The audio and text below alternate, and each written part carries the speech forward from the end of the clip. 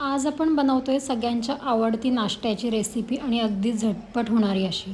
ती म्हणजेच कांदा बटाटा पोहे. सगळ्यात आधी आपल्याला कढईमध्ये तेल घालून घ्यायचं आहे. त्यामध्ये आपण फोडणीसाठी घातलेलं आहे मोहरी, जिरे, कढीपत्ता, हिरवी मिरची. त्यासोबतच आपल्याला शेंगदाणेही घालून घ्यायचे आहेत. शेंगदाणा थोडा परतला की लगेचच बटाट्याचे छोटे तुकडे केलेले काप घालायचे आहेत. बटाटा मंद आचेवर फ्राय करायचा आहे. हलकासा सोनेरी रंगाचा झाला की लगेचच आपण यामध्ये चिरलेला कांदा घालून घ्यायचा. कांदाही हलकासा गुलाबी रंगाचा होईपर्यंत परतून घ्यायचा आहे, जास्त लाल नाही करायचा. आणि लगेचच यामध्ये हळद घालायची आहे आणि थोडीशी साखर घालायची आहे. सर्व एकजीव करून झाल्यावर आपण यामध्ये धुवून ठेवलेले पोहे घालायचे आहेत आणि चवीनुसार मीठ, बारीक चिरलेली कोथिंबीर घालून सर्व हलक्या हाताने छान एकजीव करून घ्यायचं आणि गॅस मंद आचेवर करून फक्त 1 ते 2 मिनिटे झाकण ठेवायचं आहे.